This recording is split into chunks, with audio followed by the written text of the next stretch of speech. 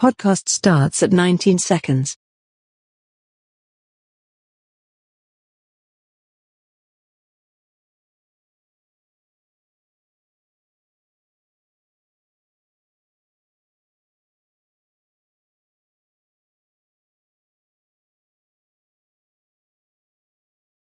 Welcome to a new episode of Fit the Description, a Black Men's podcast where various Black men come together to talk about life, society, entertainment, culture, news, and whatever else we want to talk about from various Black men's perspectives. I'm your host, G, and today we got Keith. Hey. We got B. What's up, y'all? And we have James. Negative Ghostwriter. So on your way in, make sure to hit that subscribe or follow depending on your platform. Make sure to check out the Clips channel, Fit the Description podcast over there on YouTube. Make sure to check out the Patreon. Link will be down below. And we also have an Instagram. I know I say it every podcast, but yes, I got to work on it. But you can check us out over there on opinion_Pete_network. We're also on various different audio platforms. All links will be in the description below. And with that being said, let's go ahead and get started. I feel like everybody should for sure have their own likes and dislikes. And when you like too much of the same shit, it just gets misconstrued. And like I said, when it comes down to it, like we all are different for a reason, but it's hard to. I just feel like the rejection plays a big part in a lot of shit that I'm saying. It's like if you've been with a good amount of women, then you're fine with rejection. Yeah. It's like if you haven't been with a good amount of women and have been rejected, but if you have insecurities, if you have the doubts about your day to day, it's like some men don't have that confidence to be like, I'm good. No matter what I'm doing in life, I'm good. I'm the best version of me. Because men are taught that, or I should say our generation is taught, well, we are the last generation that's taught. Like I was having this conversation at work and I was like, because it's other people that have the similar situations as some people, I would say. And like I said, I was having this conversation and I was like, yes, we are just taught to do things on our own. We are taught from an early age to stay at one job, and we are taught to have our own houses, to have our own cars, to pay for our own shit. That was ingrained in us. We were the last generation that was taught to have your own. So now when we hear this, like the next generation getting houses and building equity together and coming together and doing this and doing that, it's like our generation is like, I'm supposed to be better than the next person because that's how we were taught. It's like if we have a cousin, I have to be better than that person because it's always like, well, your cousin is doing this, or well, your brother is doing this, or well, your sister is doing this, and it's like that's what we had to hear. In this generation, they don't have to hear that. They can be as nothing as they want to be. And they have friends that have no ambition, that have no dreams. Now, again, nothing is not the right word, but they don't have to. Oh, I don't have to leave mommy's house at 18. I don't have to leave my parents. I can live here for as long as I want and never be judged because I have 10 friends that did it. And I moved out at fucking 18 years old. There wasn't a friend that I knew at that time that was still living with their with their friends. Only a couple, and that was maybe 2 or 3. And it's like because we were all taught that a woman ain't gonna accept that. A woman ain't gonna want to be with a man who doesn't have his own car, who doesn't have his own place, that doesn't have his own job, that doesn't have his own money, and that's ingrained into us. And it's like I look at homeboys now out here, and I'm just like, that's ingrained into them. That's why a lot of them are single because it's like it's still I gotta reach this peak. And it's like, bro, you kind of don't. Nobody gives a shit anymore. I know dudes on the other end of the spectrum that is 40, 50 years old, still living at home, get women like it's going out of style. Yeah. So that's like, it's just about your confidence. It's just about who's who is infighting into you to make you believe that this is still a stereotype? Yes, well, will I always have that stereotype? Yes. If I have to go back and live with my family, I failed in life. I am 100. I don't care what the circumstance is. I am jealous of the homeboy that, like, I work with a homeboy and he lives with, his parents and stuff, and he's, closer to, like, he's almost 40. And, this and that. And, but I've been to his house. His parents are awesome. They share the same values and all of that shit. I had to tell him, I was like, see, you have given me a different perspective because your parents are understanding of your situation. But at the same time, he does talk about he wishes he had his own. But, for, his personal reasons, it can't happen. But it's like, I like the dynamic of his family is very understanding to his situations. Like they cool together, they barbecue, like they love his son, their grandson, and it's perfect. Like, don't get me wrong, that's flaws, but it's like, I know if I were to go back, oh my God, I'm never gonna hit the end of it. So 24 hours is ridiculous. Even if I say I need a month. Oh, you ain't shit. I know you be back here, you pathetic some bitch, blah blah blah, blah blah. Bro, I had a hard time. And I need help. No, you're a bird now. You're a bird. Even though I'm gonna take X amount of dollars from you, but you're still a bird. Okay, well, why take my money if I'm a bird? That don't make no sense. The more money I save, the quicker I can get the fuck out of here. That makes no sense what you're saying. It's like, so you're saying that I'm a burden, I'm using water, I'm turning on extra lights. Okay, I'm giving you some money, but you're charging me an obscene amount of money to stay here so I can never leave, so you can continuously talk shit. That makes no sense. That logically doesn't make any sense. That's why I said, if I were to ever have family or anybody come, it would be keep your checks. Pay for your food. 3 months, that means you get 6 checks in 3 months. Average out every check to be $1,000. That means if you're only buying your food every 2 weeks, what's that, like $200-300? Like, yes, every check, it should be like $1,200. If you work at a regular job out here, you would literally average $1,100 to $1,200.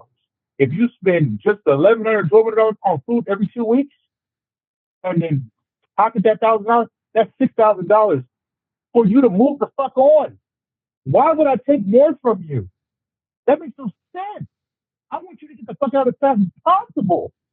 Like, I don't want you to have to stay here and struggle and then stare at me like this motherfucker. No, get out. Take that $6,000, find a new place, get the fuck out. Do your own thing. And so that's logic. Yeah. So I just want to play a little bit of devil's advocate on that, because as much as I get that point, I've also seen it go, like, I'm gonna tell you the most sickest thing I think I ever heard, and which disgusts me. That I heard a man say. They were like, why don't you go ahead and move out to your parents' house? He's like, no, I'm okay. I'm gonna wait till my parents die and inherit their house. That was the most sickest. And I've heard that too. That's the most sickest thing I think I ever heard, and I reject that. Like I said, I can't accept that. It just depends on the dynamics, and it depends on their age. Because if your parents, because I know some people that their parents are older, so they might be in their 20s, but their parents are like 60, or they had kids late. So I'm like I said, you know me, I see death differently. If I don't see anything wrong with that. Because if they're gonna die, then what? It has to go to somebody. I'm not trying to be an asshole, but it's like I don't see the criteria of that being wrong. Yeah, and so it goes back to, I guess, what you're saying, how we were raised, because to me, like, that is something I just, like, I can't get with. Like, it's like, to me, that, like, I mean, heck, I'll be honest. Like I said, I live at home with my parent. I'm not happy about it. I'm not proud of it. But my goal isn't to be like I want to live with my parent till they die and inherit the property. No, that's never my dream or my goal. But again, like you said, we come from that generation. So for me, Yeah. it's just like to me that to say that to me is sickening. Like I never wanted to do that. I never planned for that to happen. So that statement of saying that I'm gonna wait for my parents to pass and then I'll just get their place. I'm just like for me, I guess because we're from that generation, it just is sick to me. I don't think I could ever. I don't think I could ever be happy with that. It's not something it's just something nasty about that to me. Okay, is it because of you're in the situation that you're in? Because if you were doing better and you had to resort back to your situation, I feel like it would be a lot different. Well, yeah, I Like, mean, like I mean, well, no, no, well, I well, get hold what on, you're hold on. Let me say saying. this, and then let me say this. I think, yeah, I think if I was to move out and it happened, then I would be a lot more okay than like living, like being here and not, getting out there. Like if I was out there, if I moved out and then something happened and I wound up getting a house, I'll be more okay with that than actually living in the house. Like put it like this, I'm not trying to wait for my parent to die to get a house. Let's put it like that. That's a better way to Is say it. that because of your perspective or people's perspective more? My perspective, definitely my Okay, perspective. okay. Yeah, because Because like I expect a lot more from myself, and that's why I expect a hell of a lot more. yeah, and I think we all, probably not James because I don't know his full situation, Hmm. but I think us three can obviously always say that we can always be doing better. Of course, Yeah. and taking the right steps on on doing things to better ourselves for these things to not happen. Because yes, I do agree. Like I'm not going to sit here and say that it's a lot. Like I said, I don't know James' situation when it comes down to his day to day, but I know what he's told us, what he shared. But having kids is an accomplishment. Having doing the things that I've done, houses, apartments, travel, doing the things that I've done. You know, like I said, it's not a lot, but you know, but of course, I would like to leave a footnote on this world. Yeah. I think especially every black man I know would like to leave their imprint on this world. I've never talked to a black guy that hasn't felt like that. Because I do feel like when it comes to black men, we are forgotten in history unless we have a street time or a holiday or Mhm. something that reminds us that this person even exists. So, but I think my biggest fear in life is being forgotten. So once my son is gone and his son is gone, I'm gone. You'll only have about two generations that will even remember who you are. I can't remember my grandfather on either side. I mean, well, on my mom's side, I can, but that's my grandfather. Can I remember my great grandfather? Can I remember my great grandfather on my dad's side? Can I remember his dad? His dad? No. So you have two generations. You have about 40 to 50 years of remembrance. I don't want to be that. I want to go down in history of being known for at least 100 years after I'm gone, at least 150 years after I'm gone.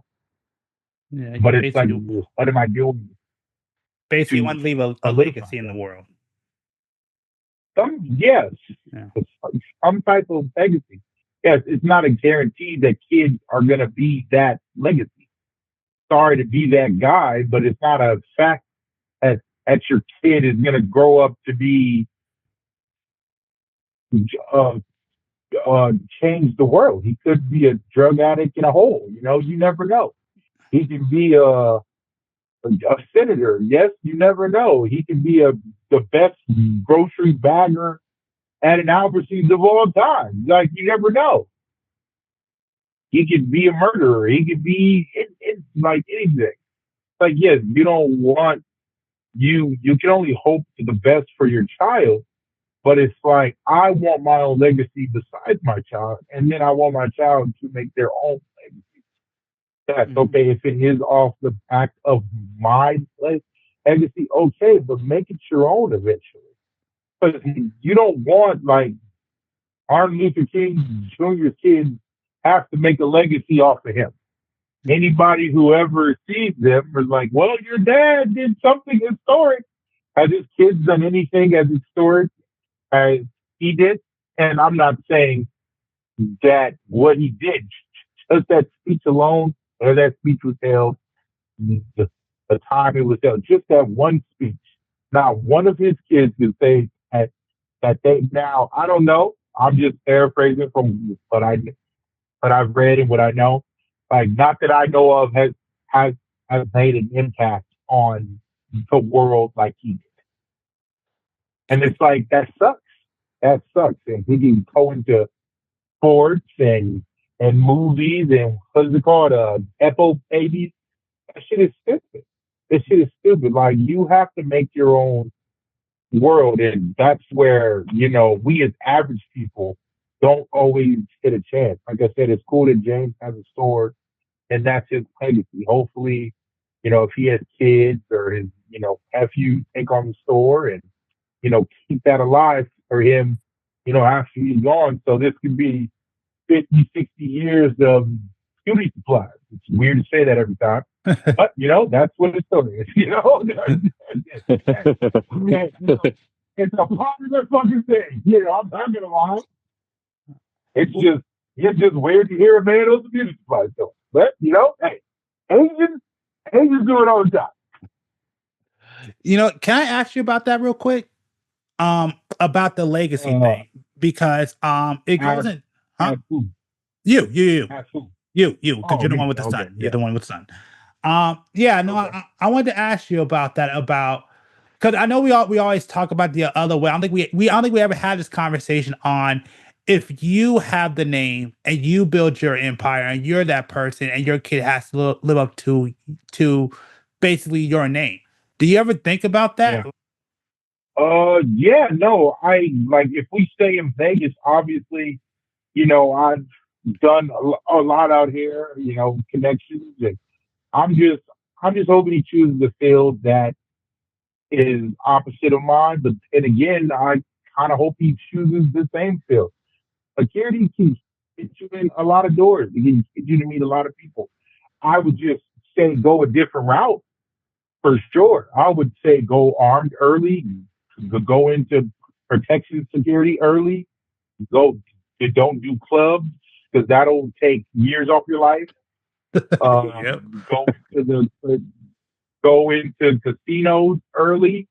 Get grandfathered in. Go do surveillance because you can make about $45 to $55 an hour just staring at cameras.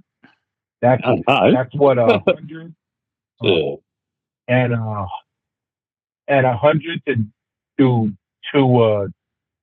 $150 or at $100 to $150,000 a year.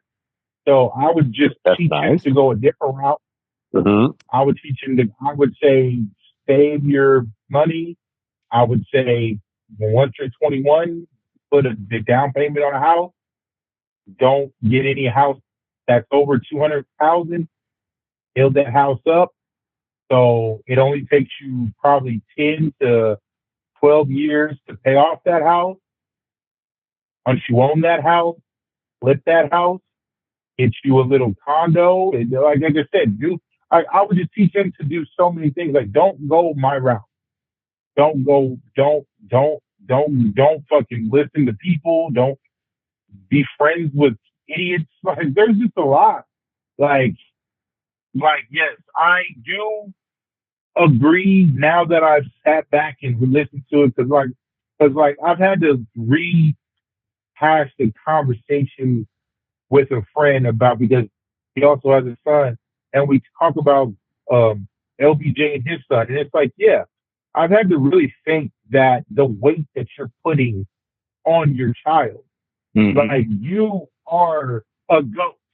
Okay, you're not the goat, but you are a goat. I don't care what anybody says. People can say what they want to say. You are a GOAT. Tom Brady is a GOAT. Michael Jordan is a GOAT. Right. Muhammad Ali is a GOAT. Like, I'm sorry, we have multiple GOATs. That's just how it is, Mhm. you know. And LeBron James is considered a GOAT, and you are putting your child in this spotlight of always being watched, and every move he makes and every decision you make, it's just too much. He's like, you'll never be as great as your father. Mhm. Like, I'm sorry, I hate to be that guy. And people say, oh well, no. LeBron James was great at a time when the world needed him to be great. Just like Michael Jordan, he was great at a time when the world needed him to be great. Kobe Bryant, Shaq, time and place. This is not a time and place where the NBA is the top sport in the world anymore. NBA is just not. NBA isn't even second, if you ask me. And that hurts. That fucking hurts. NBA is not even top right now. Right. So for a person to put that much weight on their kid is a lot, unless you're gonna be there every step of the way. And LeBron has been there every step of the way. That's one thing I can counteract to it, but it's still, once you leave, that kid is gonna get fucking chewed up and spit the fuck out. Because now he's like, I don't like how people's like, oh well, he has to learn. Yeah, you don't want people talking about your kid in a fucked up way. Right. It's like nobody wants to hear that my son sucker isn't as good as me. Like, bitch, I was a 6'8", fucking 232-pound fucking point guard in my first year. My son is in me. My son is 6'2", 196 pounds. Like, come on, bro. What the fuck are we doing? But people don't care. And then on top of that, social media is everything too. Just like you guys are saying earlier, eyes are everywhere. And it's like, to be judged, you know, and it's like, I feel bad for my son because he does give a fuck about how we feel about it. And it's like, that's the one thing I love the most. It's like, I could give a flying fuck about what my parents thought of me when I was a teenager. I didn't give a fuck. I didn't give a fuck if I disappointed them. I didn't give a fuck if I didn't do my schoolwork. I didn't give a fuck if I didn't, like, if I stayed out late. I didn't care about the consequences. Like, my kids actually care. Like, they care when we disappoint them. Like, they cry. They, at 14 and 12, like, they share emotions. They'll come up and be like, oh, I'm sorry. I didn't mean this. I didn't mean, I wasn't apologizing. Get out of here. I wasn't apologizing to you. And if I was apologizing, someone had to tell me to apologize. I'm not coming to you and be like, I messed up. No, you fucked up. That goes back to. You didn't know the. No, go. I was gonna say that goes back to how we was raised. You know, Exactly. We couldn't cry and I mean, you supposed to man up. You never cry. Exactly.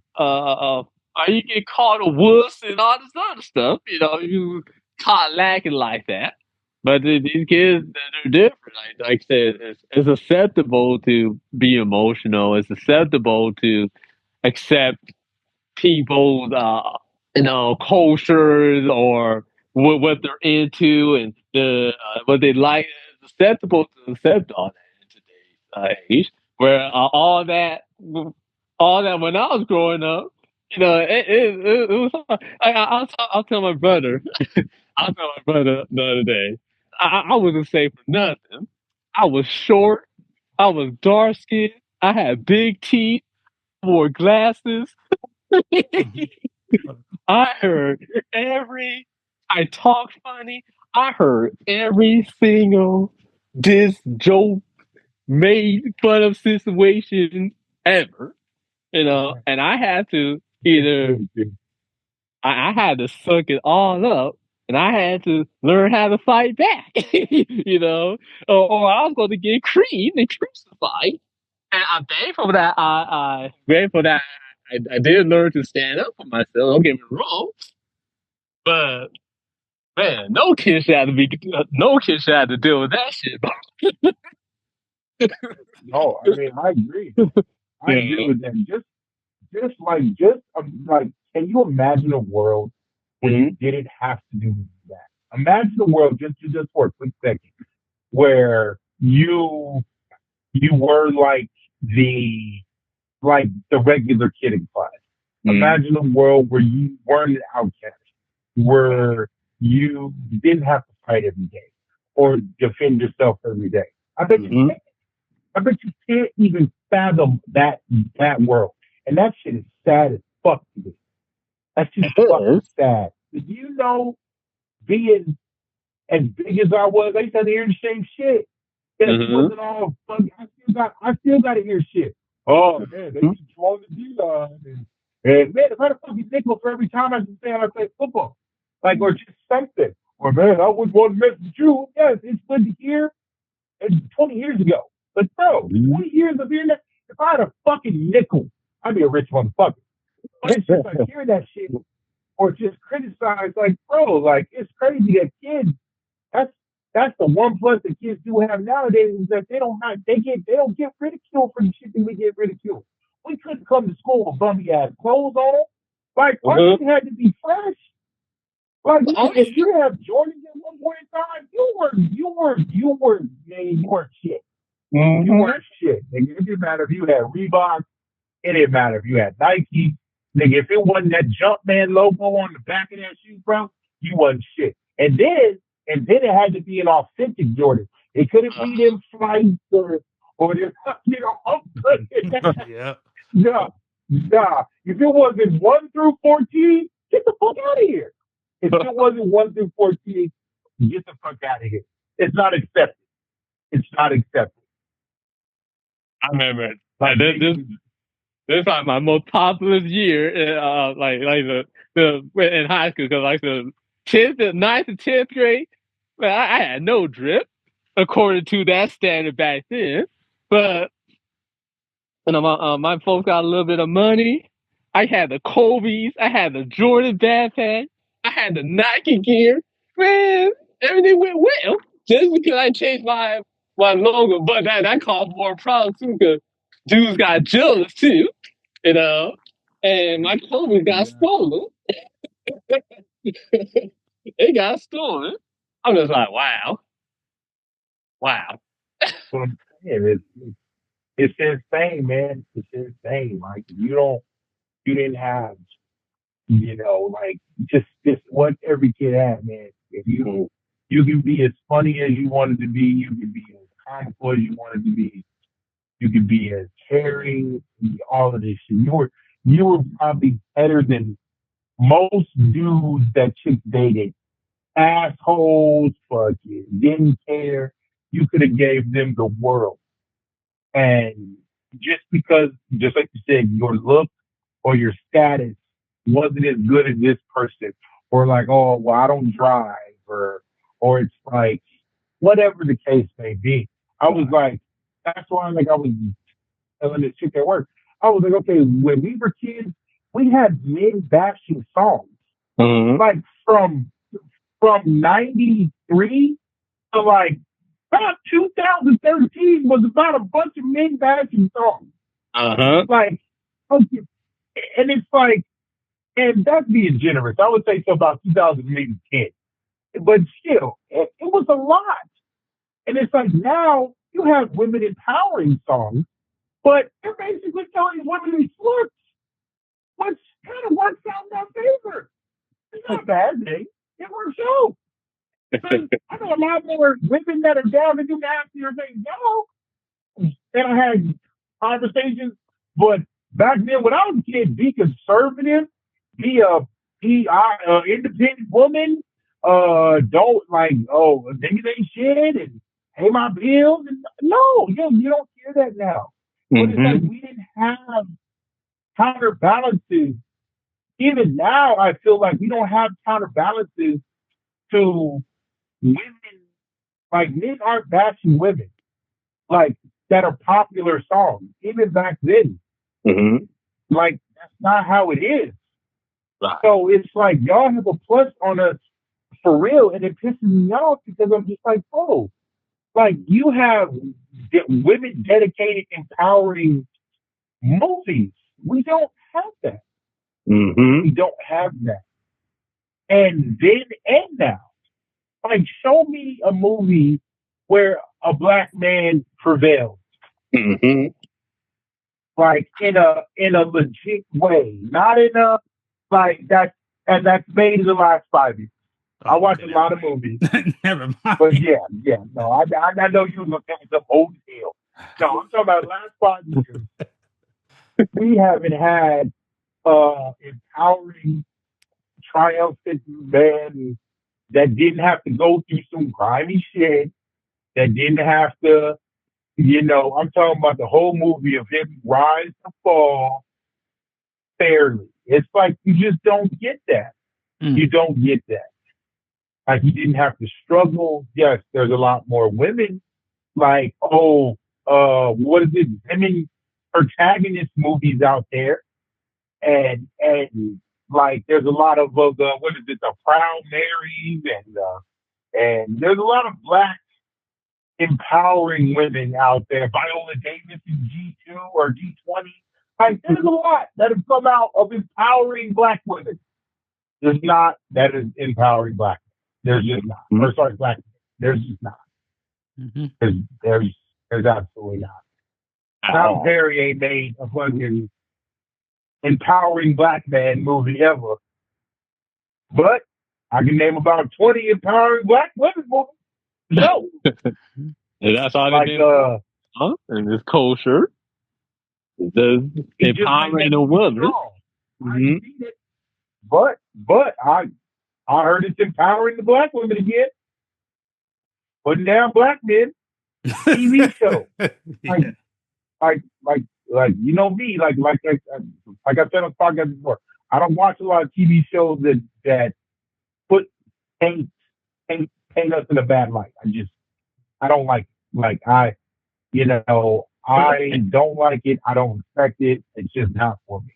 Mm-hmm. Yeah. Like I don't like Power. I don't like Empire. I don't like E-Valley. I don't like all of these TV shows that don't paint us in a good light. Drug dealers, yeah, they might be the greatest show that, like, my mom had on Ghost or whatever, and it's even drinking. I'm not gonna say it didn't catch my eye, but it caught my eye for all the wrong shit that's in the show. Mm-hmm. Like I don't watch El Air. I don't watch a lot of these shows. Mm-hmm. I just don't do it. Yeah. But I watch like a TV show like Luke Cage or Black Lightning. Like, give me a superhero black TV show any day of the fucking week. At least that's somewhat empowering. Like, True. I can't sit there and watch. Yes, don't get me wrong. Is the whole show of this man triumphant rise to fame? No, but it's a superhero TV show. I've read the comics, so I know how this is for real. Mm-hmm. So, but at the same time, man, I feel like we need to, with this new generation, we need to find a healthy balance of teaching these kids how to be vulnerable, but how to be strong. And it's like, I haven't learned how to do that yet. I'll be the first one to tell, I don't know exactly to basically answer your overall question. I can't tell you how this world is going to affect him, off of being a father and teaching my values. Because, I would imagine that this is your overall question. It's like in this world, you have to teach your kid both. Yes, would I love to him to be hard as nails and fucking crap lightning and spit fire? Of course, I would prefer you to be like that. But then again, not so much because then you get tentacles in a motherfucker, and that's not a good thing either. Mm-hmm. Like we were taught to hate the world. We were taught to don't trust anybody, hate the world. And you think fucking everybody's against you, and that shit's exhausting. Like I tell people, like I don't mind saying, "Man, I love you, man." You're my boy, my brother. To people who I feel like are that. Yes, it's a title that you earn that's not given. Times of struggle and past history, but it's like the people I've worked with, I give a shit about them because it's a moment. I care about you because I've been working at this job for 6 years. I don't want something to happen to anybody. I care about your families. But once that moment's over, and that moment's over. Everything is a moment. I mean, now, I hate when people try to be like, oh, I wish I could hang out with this old coworker. It's, you had a moment. Mm-hmm. Respect that moment and move the fuck on. Like, like unless we're going to put time into hanging out with that person, don't even act like you are. Like, you're Mm-hmm. stupid. Mm-hmm. You're stupid. So But I remember, I remember growing up. Um, so I was pretty heartless. I ain't gonna lie. But but that, like I said, that's how I was raised. Because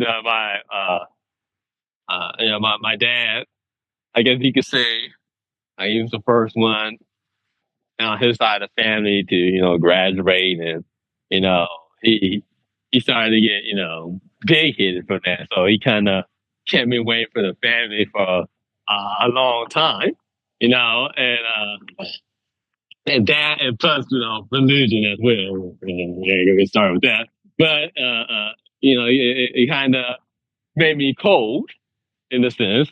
And it wasn't until like when my dad, when he passed away, that's when I started to feel for people. I started to have like deep compassion for people, and uh, like like now I love community. I want to be part of some type of community organization.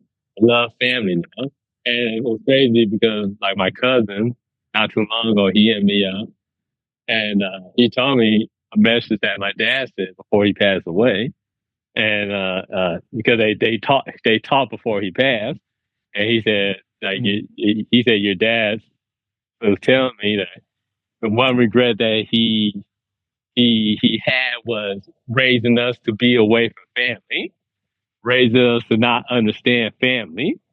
That wasn't the way to go, And I figured that out before my cousin told me that, but it's true, man. It's true. You need family. You need community, man. It's not good to do things alone.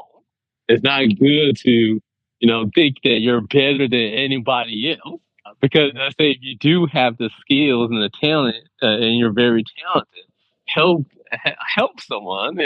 Use your skills to to help out the community. Now, of course, it's good to get money to be financially stable and stuff like that. Of course, but you give back. Give a helping hand to your neighbors. Have compassion for people because you never know what they're doing in life or how their life is going. You will never know until you talk to them, and you be like, damn. Like the one thing working at CSC, when I was working there, I had a lot of experience talking to a lot of different type of people of all different types of walks in life. You know, I talked to homeless people who were good, who were better in life than I was. you know, I'm like, why you here? And he just wanted to. And then you have people that was really there. I had to put myself in their shoes to understand, right? To understand what they were going through. Because some situations I don't know. So the only way, this is a skill I'm good at. I'm good at putting myself into other people's shoes. I'm a very understanding person. I love to listen, even though it could be taxing at times for some people. But no, I take that time to truly listen and understand. And and I think if I think this newer generation plays that part a lot better than us millennials have ever been. Just understanding, sitting down, listening to people, understanding that we're not perfect. We all have trauma in our lives in some way. We all went through it, do something. Hey man, let's stop finding each other, making fun of each other, poking fun at each other, and let's help climb. Let's help each other climb out of this misery that we was all given. You know, let's go back to a place where family matters. you know, you know.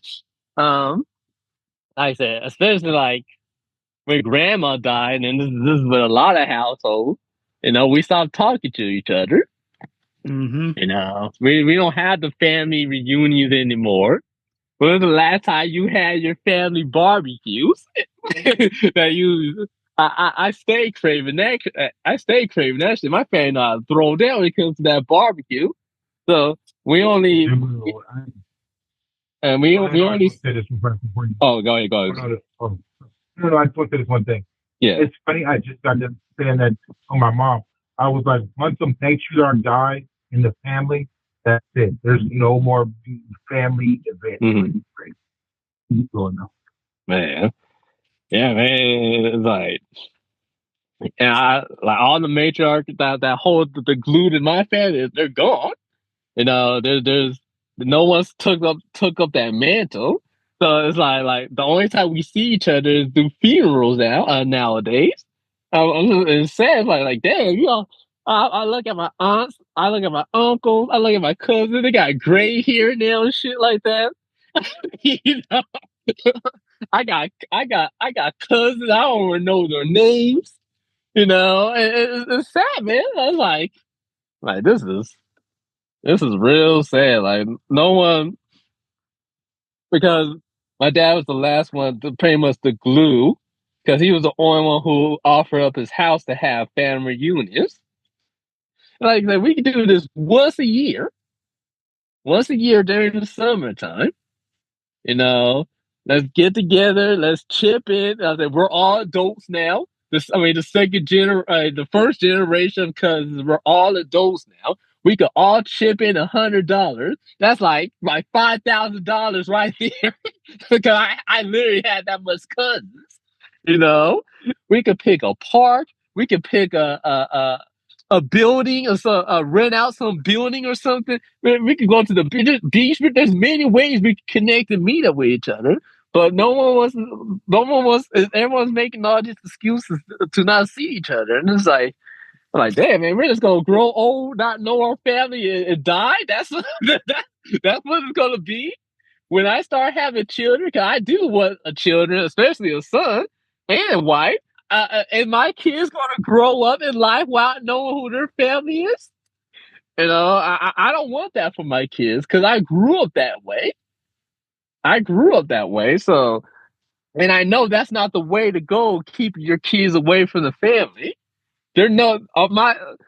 And once I really sit down and look at my life right now. Well, one thing, my cousins, the ones that that we stayed away from when I was growing up, they're doing better than me right now in life. They're doing way better, right? So, and when I look at myself and reflect, am I am I any better than the family? No. Am I I'm guilty of everything that my dad was trying to hide us from. I'm guilty from all of it. I had sex with strangers. I smoked the weed, drink the drink. you know, and all that stuff. How am I any better than they? So I know. Yeah, Huh? how are you? How are you better than any of them? Exactly. I'm not. So, So are you going to change that, or are you going to just stop talking about it? well, I am changing, well, at least for myself. I am changing that. It's just Nah, fuck that. Because that's not what you weren't complaining about yourself. You were complaining about your family. well, yeah, I mean, I am. so I'm why trying. aren't you? I'm trying to get us together, So but okay, it's so how is it trying? That don't make sense to try. I do a family barbecue. I call the showcase every year in the summertime. I do a New Year's Eve party that all the families invited to. I cook Thanksgiving dinner for the whole family. I mean, yeah, it's. I mean, I don't ask nobody for no money. I mean, if I ain't got it at the moment, we just do some hot dogs at the park. I mean, I guess, but I do the same thing for my car club. I mean, we hosting Friendsgiving in a few weeks. I mean, all I hear from you is, yeah, do we just have to do this, do it? But I don't hear nothing like I planned it and nobody showed up. You just complaining. So well. when are you gonna? For my case, I'm just not in that situation to put all that stuff together. I'm not Bullshit. in That's I'm all not in I a good hear is place right bullshit. now. I'm not financially able to put all that together. I'm not in a good place right So now. so you're not in a good place to Yeah. email your cousins and say, hey, let's go hang out at a park. Well, I Because do I mean, talk. I didn't hear nothing cost. Well, I do got some cousins that I talk to. I'm not saying I didn't. I don't talk to. I don't hang out with none of my cousins. Yeah, there's some cousins that's check in, but it's not enough compared to how large my family is. It's not even close. One, two checking in, make That sure I'm doesn't, good. One auntie checking in and make sure I'm good. That's how bro. distant that That's we are right now. Like, that doesn't matter. That's not what I said. I said, when and is it you're gonna organize a function at a park and everybody just come kick it? You got to start somewhere. I get it, but like I said, but I said we can't. I said I've already talked meeting up at the park with them. I just said that. I said we could meet at the park. We could rent out a building. But I'm definitely Yeah, especially right now. I want to need financial assistance, and I said that we're mhm. all grown and we can all chip in $100. That's like $5,000, and we can make all this possible. But every single time I Yeah, bring but this two up to the things though. family, nothing happens. So I you can mean to tell you tell why it me doesn't happen. you're gonna ask a bunch of people that you don't really kick it with to give you money and think it's gonna happen? No, No, that's no, why I you don't. said just go organize at a park and go hang out. Like you got to know these people before I mean, great, they share your name and they share your lineage, but you don't know them. So that I wouldn't trust you either if you was like, hey man, just give me $100. What the fuck? I haven't seen you in 6 years. Okay, so and they don't. Well, hold on. By that, then what? Wait. Come to the park. Yeah. The fuck? Come on, bro. What were you gonna say, Keith? No, I was gonna say two things. I was gonna say the thing that James said, and I was like, that as much as I talk about wanting to get the family together, I'm not saying that I'm not financially. I can easily get people together. I just know that it's our family is as much as I would want to get them together. I just know that it's not going to. So on my end, like I said, I wish that I could do it, but I don't have the patience. I don't have the, just like James said, I don't know, like, trust them enough to actually come. But the biggest thing I will admit is that I'm afraid to reach out and nobody does come. And that scares me. I'll be the first one to admit that. Like me, reach out and everybody sends invites like, oh yeah, he'll come. And I do this event, I'm out of pocket and nobody shows up. That's fucking heartbreaking. And that's where, you know, but just like Jay said, it takes you taking a chance. However many times it comes, it might be one person that comes the first time. It might be, okay, so he'll pay the second time, and then it might be two more people, and then it might be three more people. It might be, and then once the 10th time, the whole family comes because they know it's real. and because word has been spread around from everybody who they do deal with. But it's like, am I willing to take that chance right now? And people in my family are dropping like flies and health issues. So yes, I want to try to get some of us together real soon. I'm gonna try to do it next year, but well, this is the first time I'm saying it. But I want to try to get everybody together at least one more time for like some type of event, like a summer event, something. I'm gonna send out emails and see everybody's times and dates because that takes time too. Trying to hit up people who live in California to see what date is best for them and talk to people out here. It's not that easy just to send out a worldwide email and be like, yeah, this is what's gonna happen. Be here at this date. You have to know that some people aren't going to be able to show. Some people are, and some people are. Even if it's $20, I'm not even going to say $100. I got enough people out here that can come up with $20, and we have enough.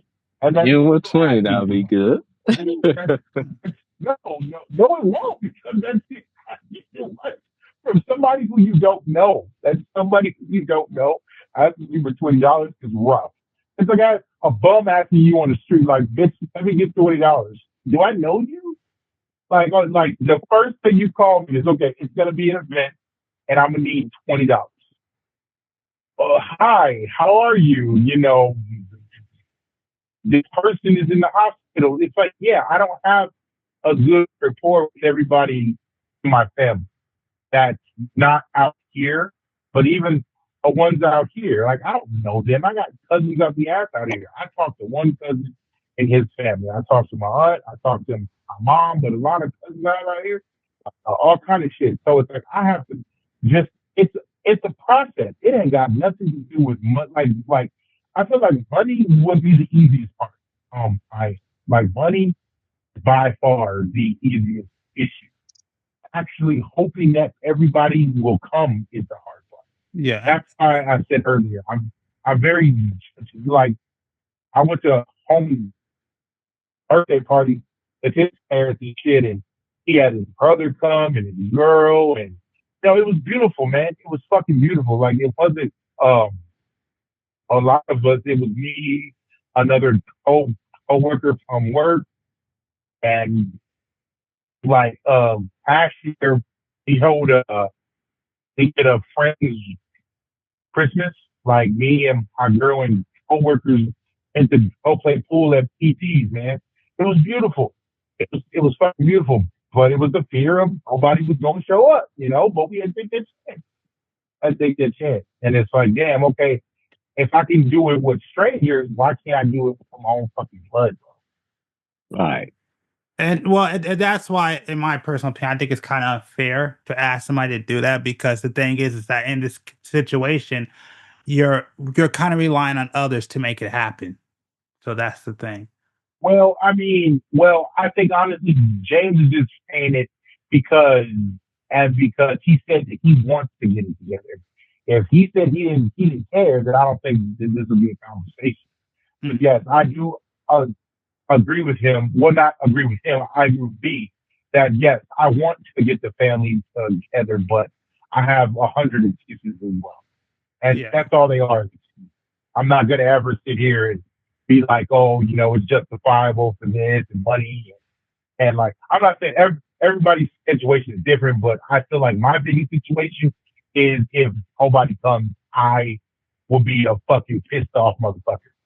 Like so that would be my big issue. And I just think, Go. Yeah, and I just think that people got to take that into account. Is that people's situations are different. It's cool to be like, oh yeah, hey, let me reach out to y'all and let's make it happen. But again, you have to rely on others to make it happen. You made a good point. You don't know, like, if depending on the family member, you don't know who these people are. These guys, you ain't never met them for years. You just expect them just to show up. Yeah, he made that point. Who? Exactly, he made that point. Who made that point? No, he said, James. I think he meant you, James. He wasn't talking about me. He wasn't. Wait, what? That motherfuckers ain't never talking about me. I don't even exist on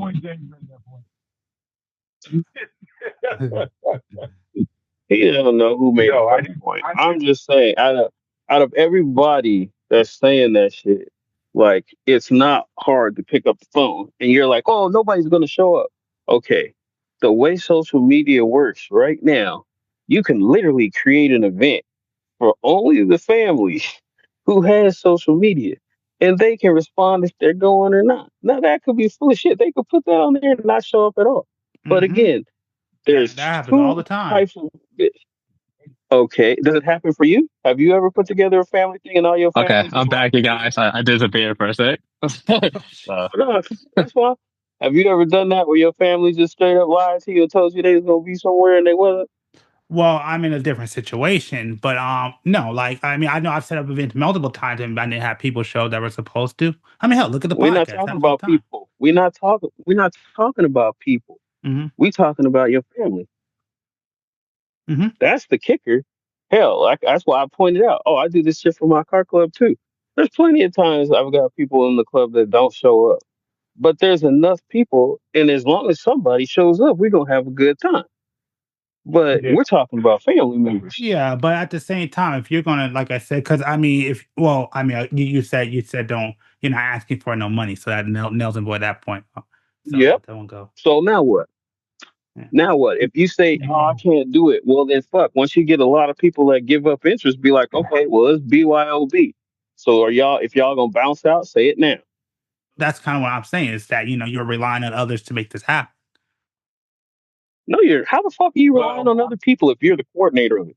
because you need other people to show up. Without other people, it doesn't happen. I mean, you can throw a party by yourself, but that's pretty depressing. I mean, Exactly. you're not really, yeah, but you're not. But you're making it seem like, oh, well, you're relying on other people. No, this is you call them other people. This is your goddamn family. So if your family are other people to you, then yeah, you on another level, boy.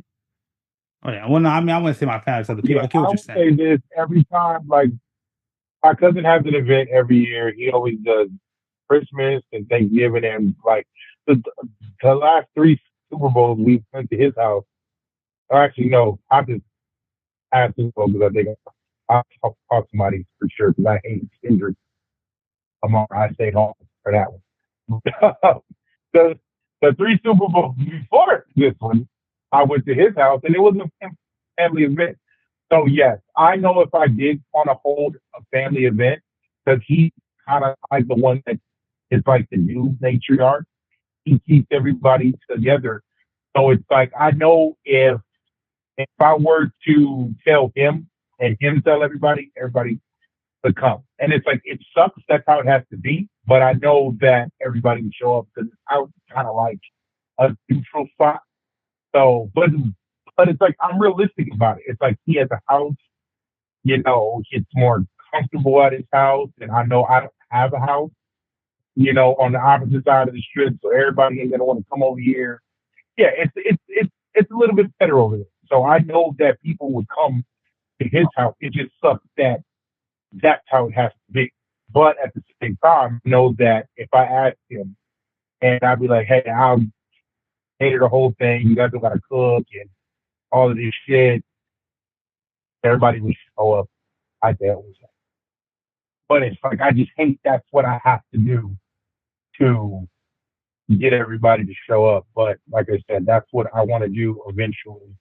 Because like I said, everybody is getting older. And yes, I do agree. I am tired of taking the excuse of like it's certain people I haven't seen in years that do have cousins, or sorry, they do have kids. And I don't know my cousin's kids, and we grew up together. And that shit is awful. I don't know their birthdays. I don't know their likes, dislikes. I just know they're getting older. God knows that they're getting older and I'm getting older. That's it. Like Yeah. our kids don't know their cousins or any of that. That shit sucks. It sucks. Yeah. Because like when we were kids, we grew up around all that shit. Yeah. Like I said, not everybody can have a family like soul food. Like that doesn't always work out that way. Yeah, but see, it's not even about that though. It's just Yes, he is right. It is much easier to hit people up on social media individually. Yes, I don't like to always text everybody on Facebook on their birthday. If I don't have your phone number, then I'll shoot you a text or give you a phone call. I literally hate how somebody can't, especially if you know that person personally. It's like if you can't call that person and wish them a happy birthday, that's just wild. That's just wild. If I know you, I'm going to call you on the phone and be like, happy birthday. If I owe you and I have your phone number, I will call you. Unless I'm utterly busy and I just can't do it that day, or I don't feel good, I'll shoot you a text message, but I feel like shit. And in the realm of that day or that next day, I'm gonna have to call you. Even if I got legal voice, you gotta call you. But some people are fine with leaving uh, a text message or whatever on Facebook. And like I said, if that's the only way you have to get a hold of somebody, so be it. But I feel like it's not that intimate setting. But sometimes you're gonna have to sit there and talk to people who you haven't talked to, and you're gonna have to answer awkward conversations. And a lot of people don't want to do that. Mm-hmm. Don't want to. I don't want to have to answer to their aunts and uncles and hey, well, what you doing and what do you have going on in the world and do you have a job and you have kids yet? How's your mom? How's your dad? And it's like how's your siblings? It's like these are the questions that for me, I mean, I don't mind answering any of those questions, but I don't want to answer any of those questions. It's like stuff is pretty much the same. I just called you to ask you, are you gonna be able to make this event? But you have to sit through that. I do it every time I call an older relative, and I'm just like, okay, here we go. A fucking 20 minutes should be a 20-minute conversation turns into literally 2 hours every time, and I'm just like, this is not what I wanted to do. but that's what happened, and honestly, I feel good afterwards. Like in the moment, I'm dreading it, but in the moment, I'm so glad that I've heard how they've been. I've got updates on my cousins or nieces and nephews. Like I feel like a weight has been lifted so much, and I'm hoping that a weight has been lifted off them. But it is awkward, and that's one thing that we were saying earlier. We don't know how to handle those situations. Like I said earlier about my homeboy and his family, like James and his family. I'm jealous if that's what you guys do. I'm 110% jealous. 110% envious that you do that issue because I wish I could have that fucking camaraderie, 3-4 times a year. Fuck, I wish I could have it once a year. But you say that you do it 3-4 times a year. That's awesome, bro. I fucking love hearing shit like that. I hate when people can't come together. Like, yes, ever since my grandfather died last year, I've been trying to text more of my family. It's like my hometown burned down and my old childhood house burned down in Pasadena, and I got to see him. My cousin lost all her shit, and my aunt lost all her shit. Text these motherfuckers now. Hey man, y'all good? You okay? How you been? How's the baby? How's your health? Because I'm like, damn, bro, this is like I could have lost them all. I could have lost them all. I lost them for some undone reason I don't even know. I don't even know. Like I don't got minutes to ask you how you doing. How's the baby? How's your husband? I couldn't be there for when the baby was born. I couldn't be there for when you. I paid the least I could do. I watched you when you were a baby. Like, no fucking homo, I changed your diapers. Like, I was there for you when your parents went on dates and I was babysitting you. Like, we was together, but for some dumbass reason, we don't talk no more. And that shit is heartbreaking. That is heartbreaking when you don't know why you don't talk to a motherfucker no more. Like for real, or some petty ass, unknown ass reason on why you don't talk to the person. It's like it's just some crazy shit. It's crazy shit. So I'm hoping one day that, you know, I can go out there and see everybody, and I'm not gonna say it's gonna be like it was of old, but I'm just hoping that these talks and these check up on, like, even if they don't check up on me, because I'm king of a phone goes two ways. But that's dumb as shit. I had to learn that that's not the best way to think either. Especially when you don't talk to a motherfucker. You don't talk to a motherfucker, yeah, a phone goes two ways, but, you know, I got you on Facebook. I can literally hit fucking like on your post and comment on your post, but I can't call you. How idiotic is that? It doesn't make a lot of sense. But yeah, we get the podcast here. We get here. All right. So with that being said, I want to thank y'all for checking out this podcast. I want to thank B. I want to thank Keith. I want to thank James for being on this episode. On your way out, make sure to subscribe or follow, depending on your platform. Make sure to hit that like button. Make sure to share it if you can. Check out the Clips channel, Fit the Description Podcast over there on YouTube. Check us out on our Instagram. Even though I need to work on it, I say every podcast, I will, hopefully sooner than later. Opinion_Peace_Network. And with that being said, I want to thank y'all, appreciate y'all, and I'll see you on the next podcast. Have a good one. Peace.